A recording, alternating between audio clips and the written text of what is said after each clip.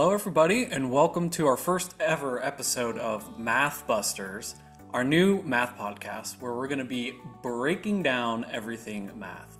I'm Blake Wright, one of your hosts, and I'm joined by my fantastic co-hosts, plural, Jonathan Kios, as well as our other brand new co-host for this wonderful podcast, and our star of the show, Dr. Stephen James. Hey Blake, hey listeners, I am so excited about our new podcast, and I'm excited about our first Math Busters episode. The same here, guys. I'm glad to be here and really get deep into math and have a good time and see how we can eventually make math fun again, right? That's going to be our goal. We don't know if we're going to get to the fun part, but at least where it's not so arduous for these poor kids to be doing and the families to be teaching it. I love it. I love the idea of fun math. And so to start out, today we're going to start exploring some of the essential components that make up a good math lesson. So whether you're a teacher or a student or even a learning coach supporting your student's math journey, understanding these different elements can really help in making our math lessons a lot more effective and, like we said, enjoyable or even fun. That's right. So again, today, guys, what I really want to get into is kind of the parts of a math lesson, right? And really kind of break some things down. We're not going to go through the 8 major parts of a lesson, which basically, when we look at doing a lesson, we want to make sure that we preview the lesson, right? We want to make sure that there's always a learning objective. Doesn't matter if you're teaching something over 2 or 3 days, every day you should have a specific learning objective, and you're reviewing, with your kids or your students, really finding out what they know, what do they already know? What are the things you really got to concentrate on? That big idea, right? Also, or the noun in the learning objectives, what's being specific onto what, that big idea is for today. And then the modeling piece, right? You need to model the lesson for your students and for your own children, right? Model for them, because again, you really want to show them what you're looking for, And again, in a math lesson, they're what we call procedural lessons, right? So there's always procedures or steps.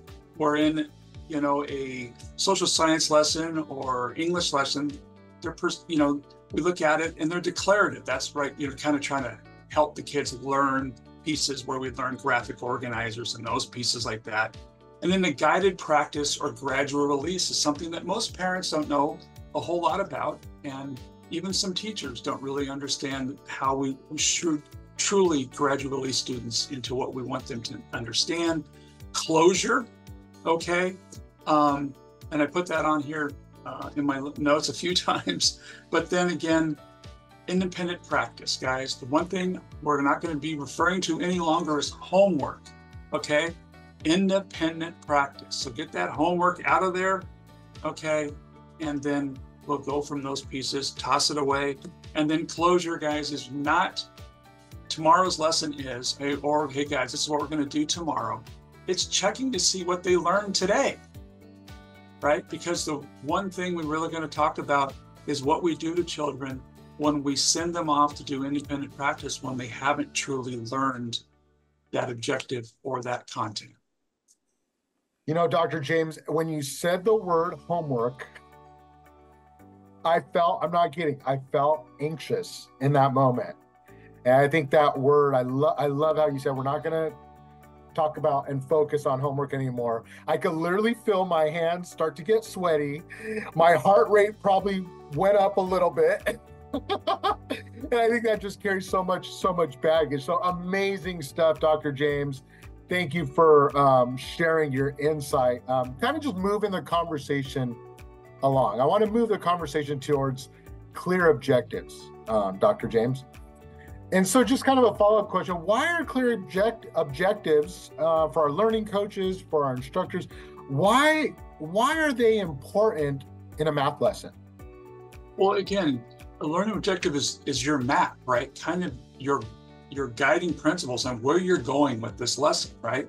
So today we're going to learn how to do, two-step equations in algebra, or today we're going to learn how to multiply fractions or divide fractions, and then so you have an end game, right? So the students should know where we're starting and what we're hoping to end up with, right, at the end of the day. So those objectives being clear, right, really for the student, because again, remember, we're talking little guys all the way to seniors in high school.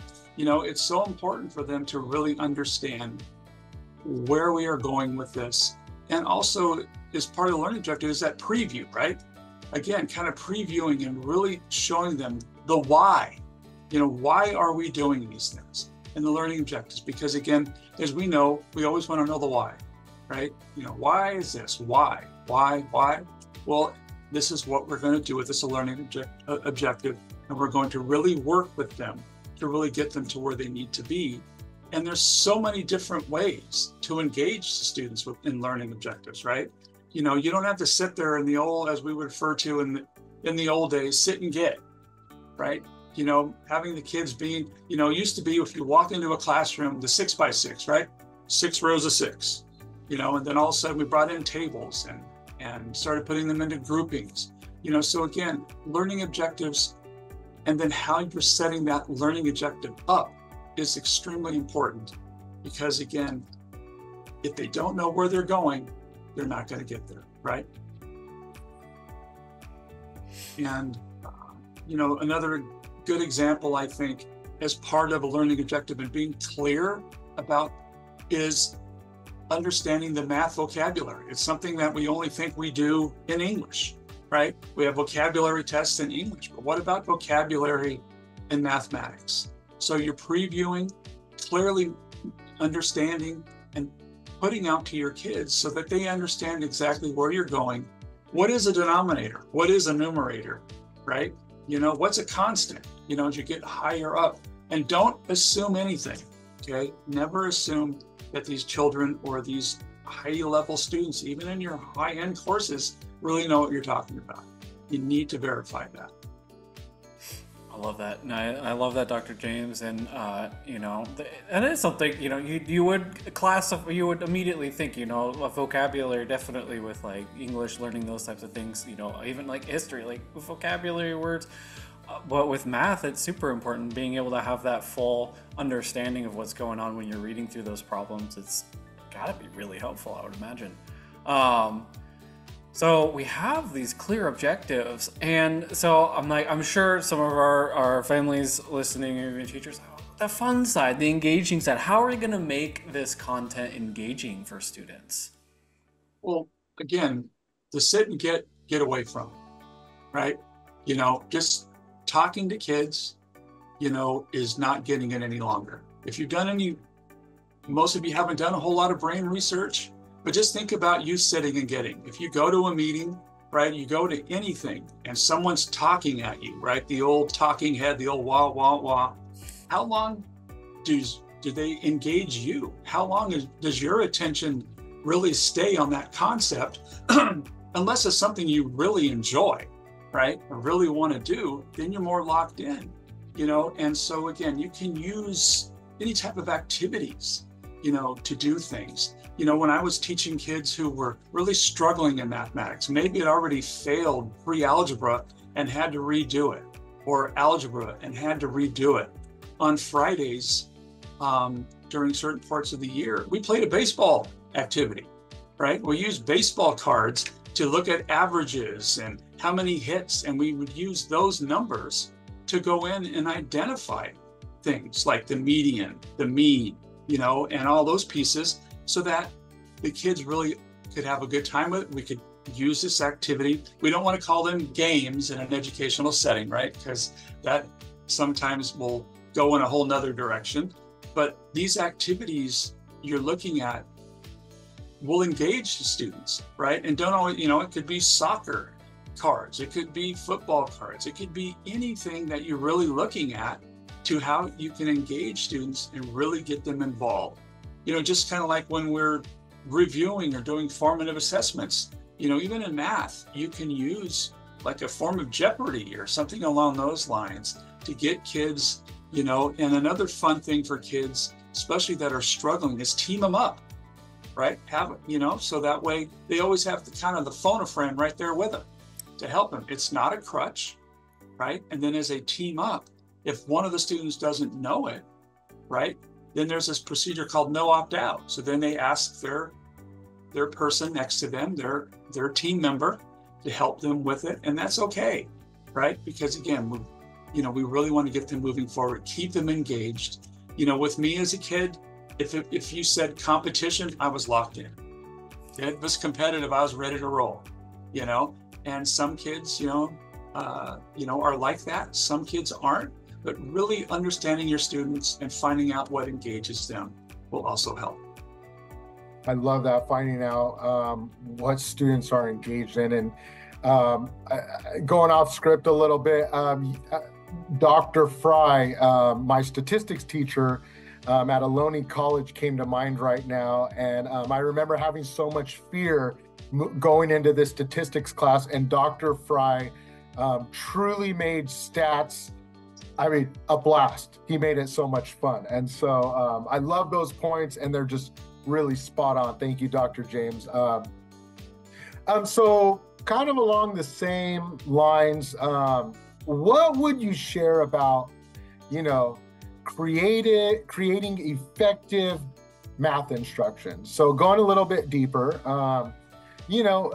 creating that type of environment that's interactive, where students feel comfortable about learning math. Can you tell us a little bit more about that, Dr. James? Well, having a safe environment in mathematics is key, right? If a student gets something wrong, right, it's okay. The one thing you want to let the kids know ahead of time, one of my, she's not really a mentor, but I got to work with her many years ago, and I still get to talk with her assistant, Kathy Williams, but Dr. Joe Bowler at Stanford, she says, if you're failing, your mind's growing, right? Failure is okay. We just don't want to continue to make those same mistakes. And if a child makes a mistake, we don't want to make fun of them. Okay, we don't want them to think that, that if they do say something and it's wrong, or they have they're really working hard, but they're not coming to the, to their end game, right? That final answer is not right. We got to help them not get on there. Many adults that struggle with mathematics as adults later in life can almost trace back to where it began, right? And what teacher did this to them, or what setting was so uncomfortable for them that they just felt that they could not grow.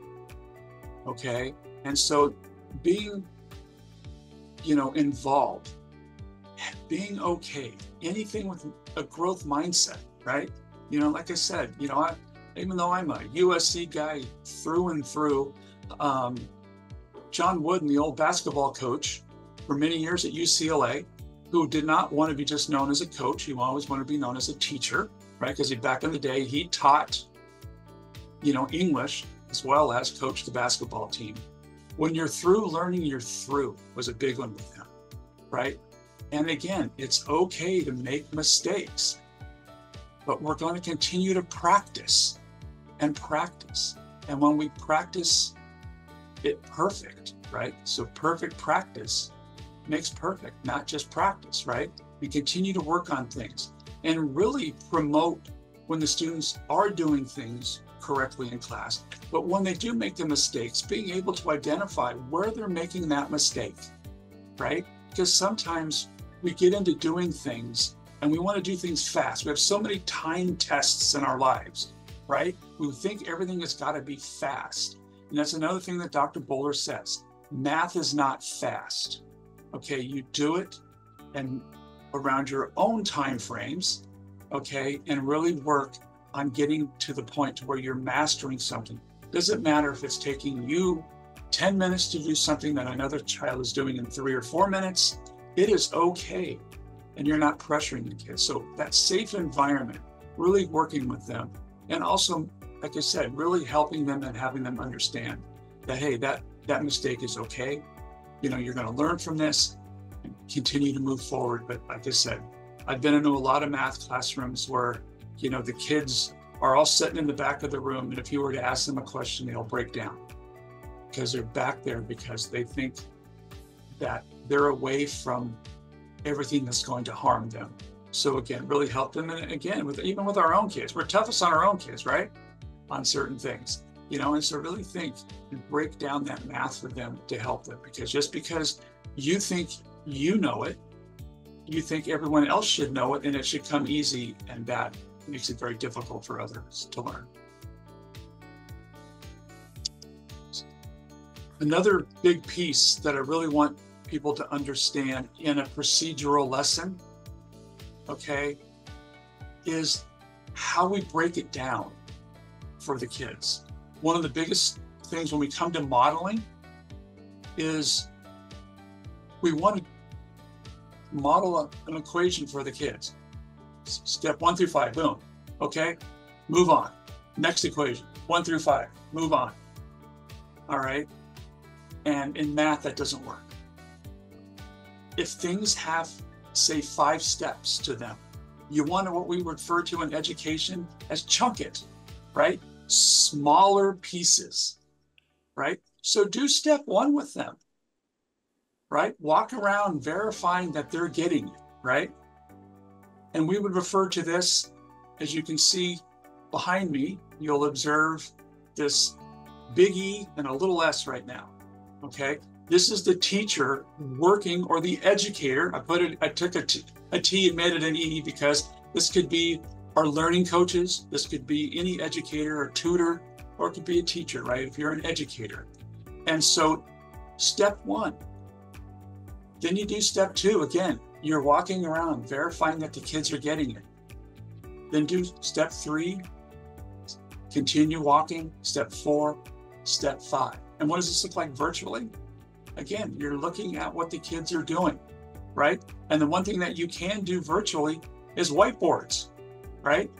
And what I've done in the past is I've went out and bought cardstock. If I'm teaching a class, say there's 10 kids in the class, I would get 5 different colors of cardstock and put it into a sleeve, right? A clear sleeve protector.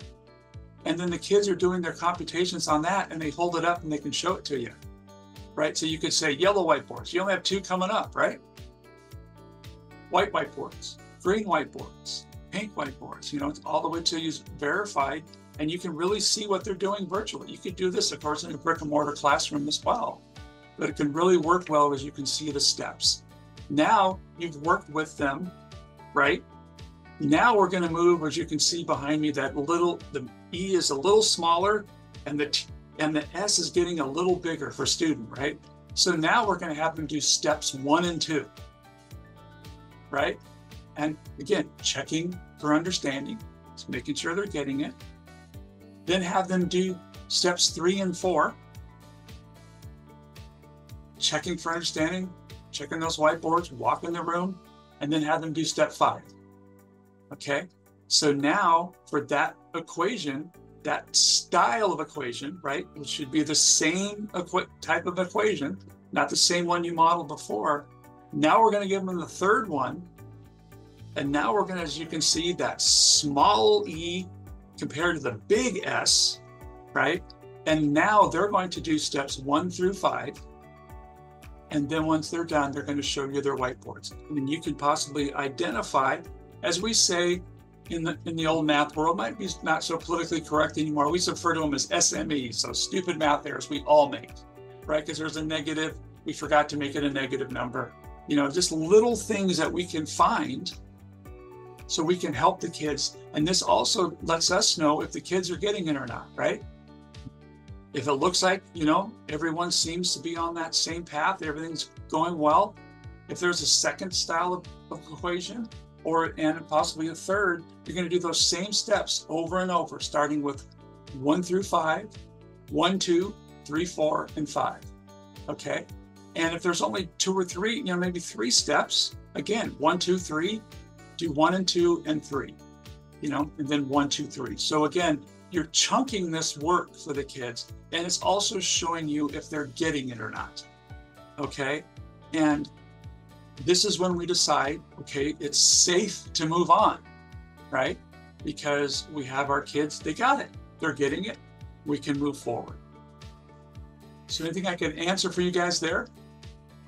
I think that's amazing as is. And, just hearing you talk about breaking it down and chunking it, or even like our podcast name, busting it down, bringing it down to those manageable pieces. It kind of reminds me too of, like when I was younger, learning to play the piano and how they would start me with scales. And there was no right or wrong. You're just practicing and learning the scales. And then you'd start with Mary Had a Little Lamb, and you'd slowly kind of build up, and you would start with just one section, and then you would slowly increase to the full song. So it's kind of, I love that, and it kind of that parallel between not that homework, but that practicing and slowly understanding things, getting kind of more, feels like a more comprehensive picture to it.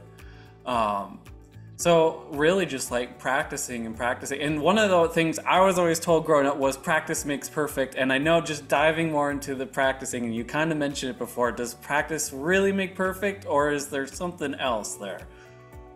Well, the big thing is practice doesn't make perfect, right? Because if you practice something wrong so many times, is it going to be perfect? So like you said, Blake, when you're talking about the scales, if you're playing the scales incorrectly and then you go to play the song, it's going to be wrong, right? So perfect practice makes perfect, right? And yes, it's going to be a little bit more difficult, but just like you mentioned, when you learn to play the piano, your teacher, right, didn't say, well, your homework for tonight is, right? They said, your practice for tonight is, and before we meet again, is to do these things and make sure you're doing them correctly. Because the biggest problem with that is if you're practicing something wrong, you do that 20 to 25 times, you lock it into your, muscle memory in the brain. And now as the teacher or educator, you got to fix that.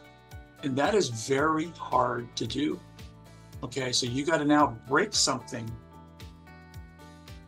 that you caused, right? So again, that's why we chunk it, make sure they're doing it correctly, all right? And some kids, we might have, some students that are struggling with it that we know are struggling, and that's why we work with them independently as well, right? While they're in the class to help them with it. Our kids that are truly getting it, we have some sort of enrichment piece for them to do, right? They're going to be doing something else. And we're really working with those kids who don't get it. And, the middle of the road kids, as you might say, they're getting it. They're struggling a little bit, but again, making sure they're getting it done correctly, and it will come out positive. But again, for so long, for whatever reason, someone decided, depending if you were in third grade, this is how much homework you needed, right? Or first grade. And by the time you got to senior year, right, this is how much homework you need for each class, right? And so we have this mores, right? This custom, you might say, is when your kids come home from school or when they're working with you in an independent study situation, your first question is, how much homework you have tonight, right? What did you learn today, right? Those dinner time conversations. And the big thing is with all of that is that you really want to know what happened, okay? But again, if your child comes home and doesn't have homework for a certain subject, maybe it's not warranted.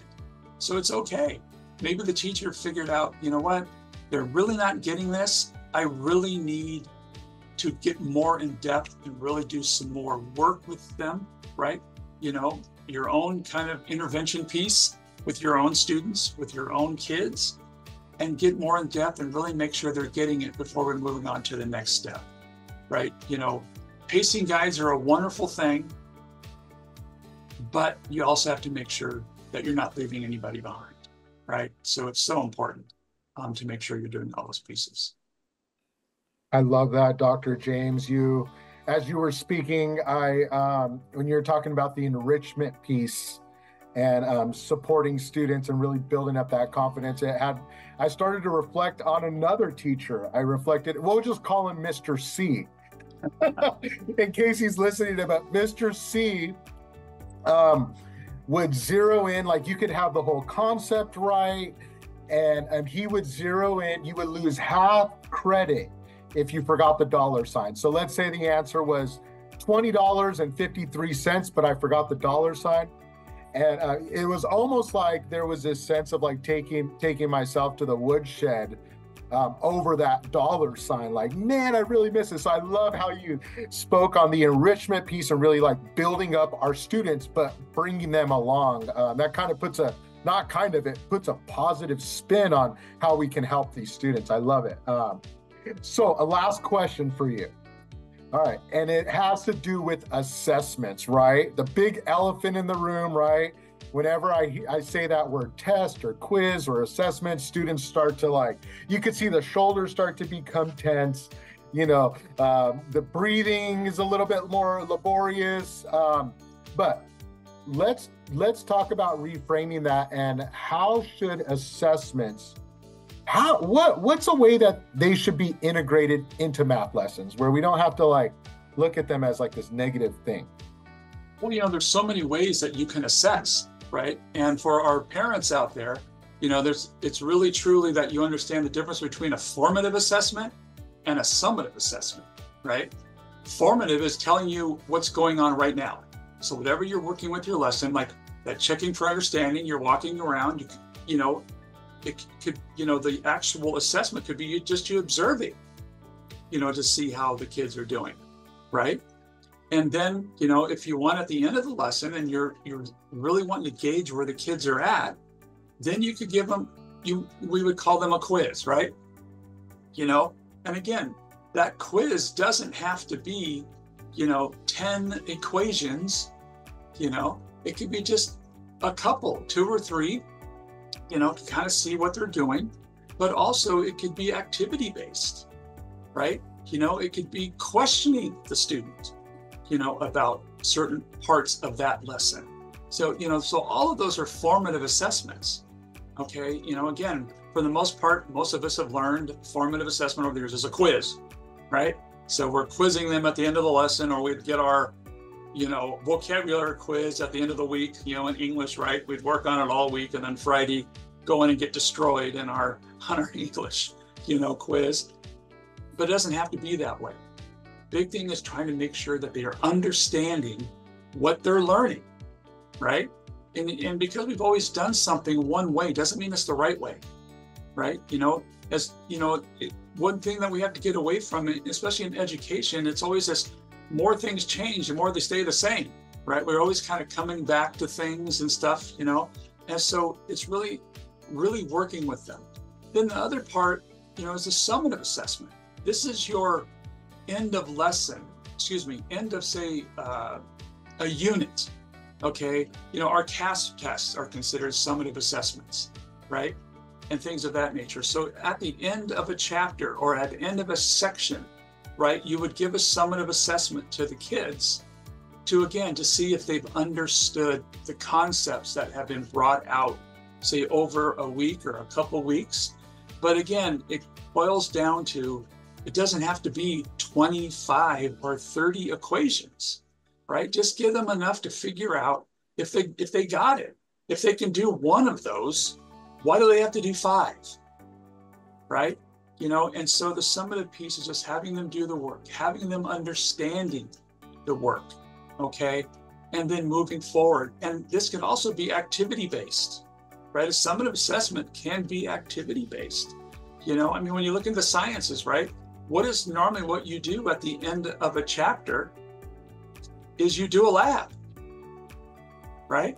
And that lab is activity-based. And you've done your lab work, you've done these pieces, now you're doing your lab, and that's going to kind of determine on what your grade is going to be on that area, okay? And then the last piece that I want everyone to understand, that assessments need to be about mastery. It's not about what they know that day. So maybe you gave an assessment to a child, a student, and they didn't do very well. Who knows what's going on in their life right now, right? Who, you know, maybe there's something happened at home, maybe something happened on the way to school, you know, cell phones, God forbid, someone send them some sort of nasty text message or email, you know, not my friend anymore, or something that destroyed them. And as we know, when we're little things can really knock us off our game. Why not let them take the test again? Right? You know, if you want, you know, move the equations around, have the same style of equation on a different assessment, and let them do it again. What is wrong with that? And I've heard at the high school level, being an old high school principal, well, that's not what they do in college. You know, well, I did retakes in college. There was a lot of professors that offered, right? You know, and so again, letting them do retakes, let them get to the point where, okay, you know, I got it today, right? I really got it today, and let them do it. You know, let them feel good. How you are going to grade it, if you're going to use that higher grade, or if you're going to average the grades, whatever you're going to do, mom and dad or teacher, that's up to you. Okay. But again, if your child's not getting it, your student's not getting it, let them be assessed again. You know, I had a great mentor when I was a brand new teacher, and I gave a test, and the kids didn't do very well. And I went over and I was a little distraught because I thought, you know, hey, I've been doing this for 20 minutes. Gosh darn it, these guys should get it. You know, brand new teacher. And he said, so when are you going to let them retake? I said, they had their chance. Right? And he asked me, well, when you took the practice, which was the teacher test back in the day, did you pass it the first time? And I said, no, I didn't. He goes, well, you shouldn't be a teacher. You had your chance. You had your one chance. And they really hit home, right? You know, that day wasn't my day. But later on, I destroyed that test. I killed it, you know? But, you know, again, really letting the kids feel comfortable, right? Let them come in on their terms and retake a test. And for one, you're going to build a child who doesn't hate math, right? That, oh, hey, I got this. You know, this is what I can do. And like I said, really look at those activities, you know, because the CASP has a performance-based task, right? You know, why can't you use some sort of performance-based or activity to really find out what those kids know at some point, right? Again, doesn't matter. Like I said, I'm an old high school baseball coach, and I would have kids retaking tests in my dugout during the game. You know, and they'd come up and do it on their time, and it was fine, you know. And so again, mastery. That's the other thing, the other M word. We got mathematics, but also we have mastery. Okay, and at some point they will get it, and let them get to that. Don't continually beat them down. And the other part I'm going to leave you with, especially on a summative assessment, especially for our teachers, if a kid gets below 50%, say they get a 20. Why can't you give them a 50? Right?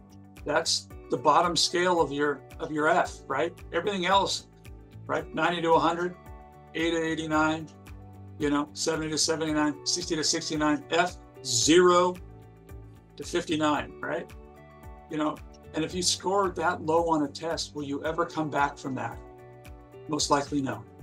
And again, now you've got someone, for whatever reason happened, you know, so really look at how we grade the kids and get them fired up about it and really help them move forward.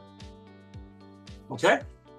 I love it. I mean, and, you know, just thinking about the retakes alone, just real quickly, you know, it's like, just, you know, it does have a way of building a lot of confidence. I mean, for example, like I was just talking to a student the other day. I failed my first driving test because I took a left turn across the street. I thought it was fine. I had plenty of room, but it was deemed a dangerous maneuver. It was the only mistake I made, but I automatically failed. And I was really bummed, but you know, I retook it, didn't have a single error, and I mean, knock on wood, I've never been pulled over. I've never been in an accident.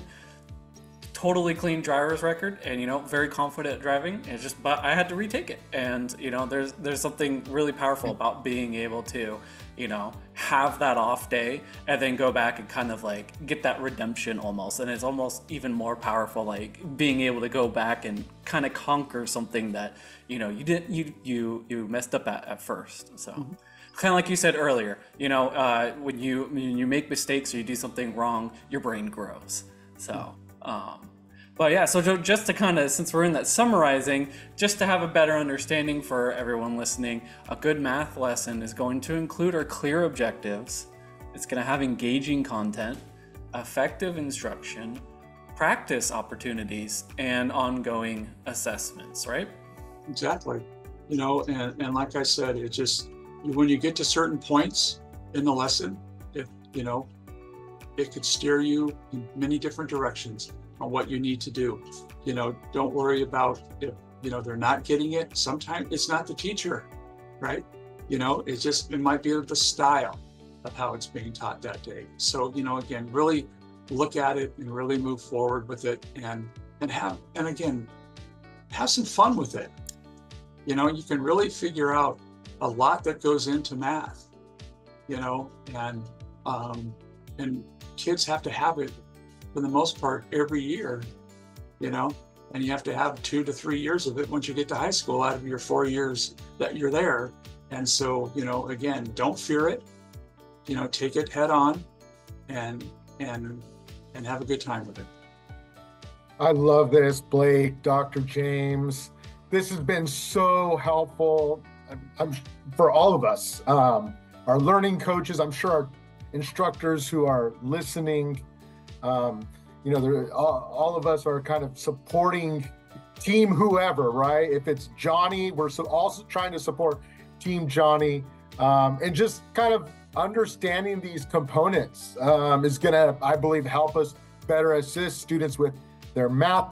I almost said homework, but their math journey. We'll call it a math journey, right, and create just a positive learning experience. So thank you so much, Dr. James.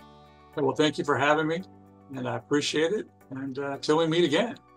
Yeah, no, and thank you so much. You know, it's great to hear all these things that can create a positive experience, and having that attributed with math, which I know it's not the case for a lot of people, and it's awesome being able to build that positive experience with it. But anyways, like we were saying, thank you so much, everybody. Thank you for the incredible information, Dr. James. We can't wait to see what you have to share with us next time. But for our listeners tuning in, we hope this episode has given you some valuable insight as to what makes a math lesson effective, maybe giving you some hope that your practice and math journey can be fun and engaging. And if you enjoyed this podcast, be sure to subscribe to our YouTube channel for more Math Busters, as well as all of our other content like our PACE podcast, as well as all kinds of other videos. So until next time, let's keep making math fun. Bye, everybody. That's good to me.